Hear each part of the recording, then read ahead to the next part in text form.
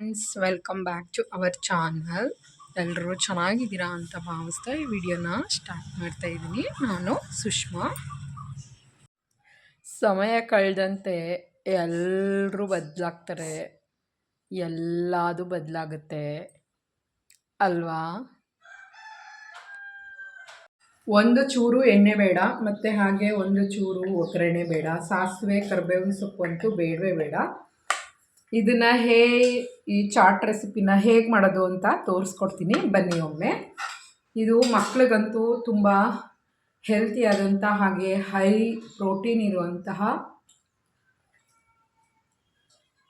ಕಾಳು ರೆಸಿಪಿಯಾಗಿದೆ. ಇದನ್ನು ಹೇಗೆ ಮಾಡೋದು ಅಂತ ನಾನು ನಿಮಗೆ ಒಂದ್ಸರಿ ತೋರಿಸ್ಕೊಡ್ತೀನಿ. ಸಿಂಪಲ್ ಹಾಗೂ ಈಸಿಯಾಗಿ ಮನೇಲಿ ನಿಮ್ಮ ಮಕ್ಕಳಿಗೆ ಹೆಲ್ತಿಯಾಗಿ ಇದನ್ನು ಮಾಡಿಕೊಡಿ. ಇದನ್ನು ತಿನ್ನೋದ್ರಿಂದ ನಿಮ್ಮ ಮಕ್ಕಳು ಹೊರಗಡೆ ಪಾನಿಪುರಿ ಮತ್ತು ಗೋಬಿ ಕೇಳೋದು ಹಾಗೆ ಮಸಾಲೆ ಪುರಿ ಕೇಳೋದನ್ನಂತೂ ನಿಲ್ಲಿಸೇ ಬಿಡ್ತಾರೆ.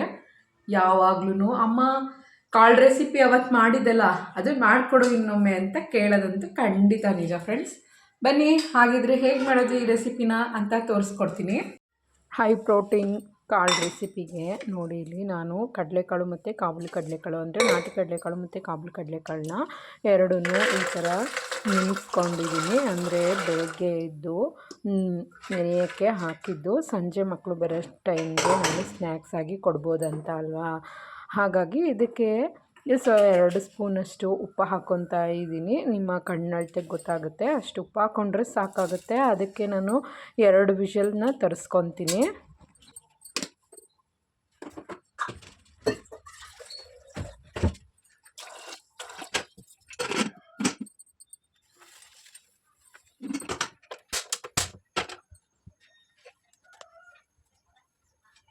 ನೋಡಿ 2 ವಿಷಲ್ ಬಂದಾಗಿದೆ. ಇಷ್ಟು ಚೆನ್ನಾಗಿ ಬೆಂದಿದೆ ಅಂತ ಹೇಳಿ. ಇಷ್ಟು ಚೆನ್ನಾಗಿ ಬೆಂದಿರೋ ಅಂತಹ ಕಡಲೆಕಾಳಿಗೆ ಸ್ವಲ್ಪ ಸ್ಪೈಸಸ್ನ ಆ್ಯಡ್ ಮಾಡ್ಕೊಬಿಡೋಣ.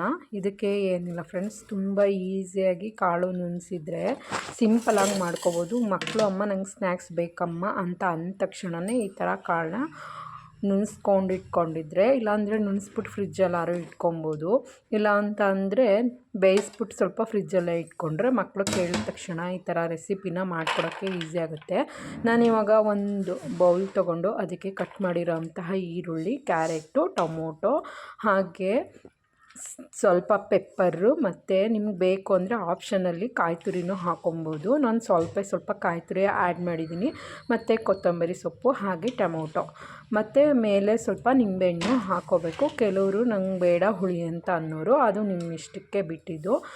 ಅದಾದಮೇಲೆ ಇವಾಗ ತೊಗೊಂಡಿರೋ ಅಂಥ ಕಾಳುಗಳನ್ನ ಇದನ್ನು ಹಾಕಿ ಮಿಕ್ಸ್ ಮಾಡ್ಕೊಬೇಕು. ಈ ಕಾಳು ರೆಸಿಪಿಗೆ ಇಲ್ಲಿ ನೋಡಿ, ಇಲ್ಲಿ ನಾನು ಇದೊಂದು ಸ್ಪೈಸಸ್ನ ಆ್ಯಡ್ ಮಾಡ್ತಾಯಿದ್ದೀನಿ. ಇದು ಆಪ್ಷನಲ್ಲಿ. ಈ ಸ್ಪೈಸಸ್ ಏನಪ್ಪ ಅಂದರೆ, ನಾವು ಸಪ್ಪೆ ಪಲ್ಯ ಇಲ್ಲ ಸಿಹಿ ಪಲ್ಯ ಇಲ್ಲ ಫ್ರೈ ಪಲ್ಯ ಅಂತ ಕರಿತೀವಿ. ಕಾಳುಗಳು ಮತ್ತು ತರಕಾರಿಗಳೆಲ್ಲ ಹಾಕಿ ಬಸ್ತಿರೋದಕ್ಕೆ ಮೇಲ್ಗಡೆ ಈ ಥರ ಸ್ಪೈಸಸ್ನ ಹಾಕಿ ಆ್ಯಡ್ ಮಾಡೋದು. ಅದೊಂದು ರೆಸಿಪಿ ಬೇಕು ಅಂದರೆ ಕೇಳಿ, ನಾನು ನೆಕ್ಸ್ಟು ತಿಳಿಸ್ಕೊಡೋಕ್ಕೆ ಇಷ್ಟಪಡ್ತೀನಿ. ನೆಕ್ಸ್ಟು ಮೇಲ್ಗಡೆಗೆ ಸ್ವಲ್ಪ ಪೆಪ್ಪರು ಹಾಗೆ ಸ್ವಲ್ಪ ಉಪ್ಪು ಹಾಕಿ ಕಾಳುಗಳನ್ನೂ ಹಾಕಿ ಈ ಥರ ಮಿಕ್ಸ್ ಮಾಡ್ಕೊತಾ ಇದ್ದೀನಿ.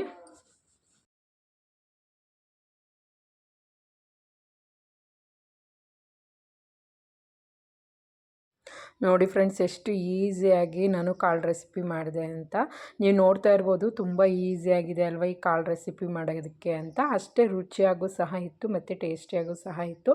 ನೀವು ನಾನೊಂದು ಪೌಡರ್ ತೋರಿಸಿದ್ನಲ್ಲ, ಅದು ಆ್ಯಡ್ ಮಾಡದೇ ಇದ್ರೂ ಪರವಾಗಿಲ್ಲ. ಒಂದು ಸ್ವಲ್ಪ ಎಣ್ಣೆ, ಬೆಣ್ಣೆ, ತುಪ್ಪ, ಒಂದು ಚೂರು ಆಯಿಲ್ ಇಲ್ದೇ ನಮ್ಮ ದೇಹಕ್ಕೆ ತುಂಬ ಇಂಪಾರ್ಟೆಂಟಾಗಿ ಸಿಗೋವಂತಹ ಪ್ರೋಟೀನ್ಯುಕ್ತ ಸಲಾಡ್ನ ಈ ಥರ ರೆಡಿ ಮಾಡ್ಕೋಬೋದು. ನೋಡಿ ಸಖತ್ತಾಗಿದೆ. ನಾನು ಇದಕ್ಕೆ ಮೇಲೆ ಸ್ವಲ್ಪ ಮೊಸರು ಆ್ಯಡ್ ಮಾಡಿಕೊಂಡು ಟ್ರೈ ಮಾಡ್ತೀನಿ ಹೇಗಿರುತ್ತೆ ಅಂತ. ನಾನು ದಿನ ಮನೇಲೇ ಹಾಲು ತರಿಸಿ ಹೆಪ್ಪಾಕಿ ಮನೆ ಮೊಸರೇ ಮಾಡೋದ್ರಿಂದ ನಾನು ಈ ಮೊಸರನ್ನೇ ಹಾಕ್ಕೊತಾ ಇದ್ದೀನಿ. ನೀವು ಬೇಕಂದರೆ ಪ್ಯಾಕೆಟ್ ಮೊಸರು ಬೇಕಾದರೆ ಆ್ಯಡ್ ಮಾಡ್ಕೊಬೋದು.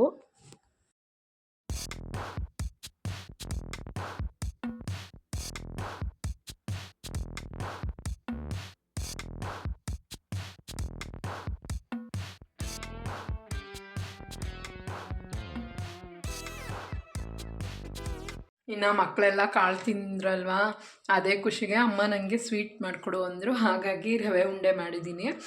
ಈ ರೆಸಿಪಿನ ನಾನು ಶೂಟ್ ಮಾಡೋಕ್ಕಾಗಲಿಲ್ಲ, ಯಾಕಂದರೆ ನೈಟ್ ಆಗೋಗ್ಬಿಟ್ಟಿತ್ತು.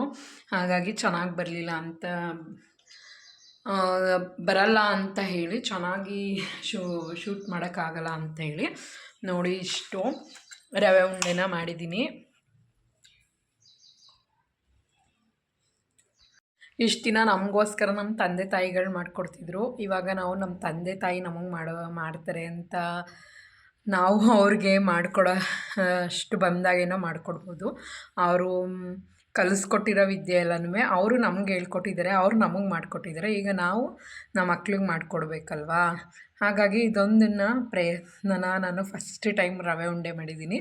ನನ್ನ ಮಕ್ಳಿಗಂತೂ ತುಂಬ ಇಷ್ಟ ಆಯಿತು. ನನ್ನ ಮಗ ಸ್ನ್ಯಾಕ್ಸ್ಗೆ ಇವತ್ತು ಅದನ್ನೇ ತೊಗೊಂಡೋಗಿದ್ದಾನೆ. ನನಗಂತೂ ತುಂಬ ಇಷ್ಟ ಆಯಿತು. ಲಕ್ಕಿಗಂತೂ ಇನ್ನೂ ತುಂಬ ಸಖತ್ ಇಷ್ಟಪಟ್ಟಳು ರವೆ ಉಂಡೆನ. ಇದನ್ನು ನಾನು ಸಜ್ಜಿಗೆ ರವೆಯಲ್ಲಿ ಮಾಡಿದ್ದೀನಿ. ನಾನು ಪಾಟ್ಗಳು ತಂದಿದೆ ಅಲ್ವಾ, ಪಾಟ್ಗಳಿಗೆ ಯಾವ್ಯಾವ ಗಿಡ ಹಾಕಿದ್ದೀನಿ ಅಂತ ತೋರಿಸ್ತೀನಿ. ಮತ್ತು ಇನ್ನಷ್ಟು ಗಿಡಗಳು ಯಾವುವು ಶೋ ಪ್ಲ್ಯಾಂಟ್ಗಳು, ಅವು ಯಾವ ಶೋ ಪ್ಲ್ಯಾಂಟು ಅಂತ ನಂಗೆ ನಿಜವಾಗ್ಲೂ ಗೊತ್ತಿಲ್ಲ. ನಿಮ್ಗೇನಾರು ಗೊತ್ತಿದೆ ಕಮೆಂಟ್ ಮಾಡಿ. ಇದು ನೋಡಿ, ಇದು ಮೆಂತ್ಯ ಸೊಪ್ಪು ಮತ್ತು ಇದು ಕೊತ್ತಂಬರಿ ಸೊಪ್ಪು ಎರಡನ್ನೂ ಒಟ್ಟಿಗೆ ಹಾಕಿದೆ. ಲೇಟ್ ಗ್ರೋತ್ ಅನ್ನೋದಕ್ಕೆ ಇದೆ ಉದಾಹರಣೆ. ಇದು ಎರಡು ಅಟ್ ಎ ಟೈಮಲ್ಲಿ ಹಾಕಿದ್ರು ಈ ಕೊತ್ತಂಬರಿ ಸೊಪ್ಪು ಲೇಟ್ ಗ್ರೋತ್ ಆಗ್ತಿದೆ, ಹಾಗೆ ಈ ಮೆಂತ್ಯ ಸೊಪ್ಪು ಬೇಗ ಗ್ರೋತ್ ಆಗಿದೆ. ನಂಗೆ ಗೊತ್ತಾಗಲಿಲ್ಲ ಫ್ರೆಂಡ್ಸ್, ನನಗೆ ಗೊತ್ತಾಗಲಿಲ್ಲ ಇದು ಹೆಂಗೆ ಉಯ್ಬೇಕು ಅಂತ. ಜಾಸ್ತಿ ಒತ್ತೊತ್ತಿಗೆ ಊದ್ಬಿಟ್ಟಿದೆ. ಇನ್ನು ಈ ಕಡೆ ಮಕ್ಕಳು ಕಿತ್ತಾಕ್ಬಿಟ್ಟಿದ್ದಾವೆ ಇಲ್ಲಿ. ಇನ್ನು ಇದು ಅಷ್ಟೇ ಕೊತ್ತಂಬರಿ ಸೊಪ್ಪು, ಇದು ಮೆಂತ್ಯ ಸೊಪ್ಪು, ಇದು ಒಟ್ಟಿಗೆ ಹಾಕಿದ್ದು. ಇದು 4 ಡೇಸ್ ಆಯಿತು ಈ ಮೆಂತ್ಯ ಹಾಕಿ. ಸೈಡಲ್ಲಿ ಇನ್ನೊಂದು ಗಿಡ ಇತ್ತು, ಹೊರ್ಟೋಯ್ತು. ಅದ್ರ ಬದಲು ಇದನ್ನು ರಿಪ್ಲೇಸ್ಮೆಂಟ್ ಮಾಡಿದ್ದೀನಿ. ಇನ್ನು ಇದು ನೋಡಿ ಫ್ರೆಂಡ್ಸ್, ಇದು ಬಸಳೆ ಗಿಡ ಅಂತ ಹೇಳ್ತಾರೆ. ಇದು ಹೆಚ್ಚಿನ ಫೈಬರ್ ಇದೆ ಅಂತ ಹೇಳ್ತಾರೆ. ಇನ್ನು ಅದ್ಬಿಟ್ಟು ಇನ್ನೇನೇನೇನು ಖನಿಜಾಂಶಗಳು, ವಿಟಮಿನ್ಸ್ಗಳಿದೆ ಅಂತ ನೀವು ಹೇಳಿ. ಇನ್ನಿದು ಇದು ಮೆಂತ್ಯ ಸೊಪ್ಪು ಊದಿದ್ದೀನಿ. ಇದು ಹಳೇದು ನಿಮಗೆ ಗೊತ್ತು, ಮನಿ ಪ್ಲ್ಯಾಂಟು. ಮತ್ತು ಇವೆಲ್ಲ ಇದ್ಯಾವ ಗಿಡ ಅಂತ ಗೊತ್ತಿಲ್ಲ, ಕಮೆಂಟ್ ಮಾಡಿ. ಇದು ಗೊತ್ತಿಲ್ಲ, ಇದು ಗೊತ್ತಿಲ್ಲ, ಇದು ಗೊತ್ತಿಲ್ಲ. ಇದು ಎಲ್ಲರಿಗೂ ಗೊತ್ತೇ ಇದೆ, ನನಗೂ ಗೊತ್ತಿದೆ, ಸ್ನೇಕ್ ಪ್ಲ್ಯಾಂಟು. ಇದು ಅಷ್ಟಲಕ್ಷ್ಮಿ ಗಿಡ, ಇದು ಜೇಡ ಗಿಡ ಅಂತಾರಂತೆ. ಮನಿ ಪ್ಲ್ಯಾಂಟ್ ನಿಜವಾಗ್ಲೂ ಗೊತ್ತಿಲ್ಲ ನನಗೆ, ಇದು ಗೊತ್ತಿಲ್ಲ. ಇನ್ನು ಹೀಗೆ ನೆಕ್ಸ್ಟ್ ಬನ್ನಿ, ಇಲ್ಲೊಂದು ಪ್ಲ್ಯಾಂಟ್ ಇಟ್ಟಿದ್ದೀನಿ. ಇದು ಮನಿ ಪ್ಲ್ಯಾಂಟ್, ಇದು ಶೋ ಗಿಡ. ಇದೇನು ಅಂತ ನನಗೂ ಗೊತ್ತಿಲ್ಲ ಫ್ರೆಂಡ್ಸ್, ದಯವಿಟ್ಟು ಗೊತ್ತಿದ್ರೆ ನೀವು ಕಮೆಂಟ್ ಹಾಕಿ.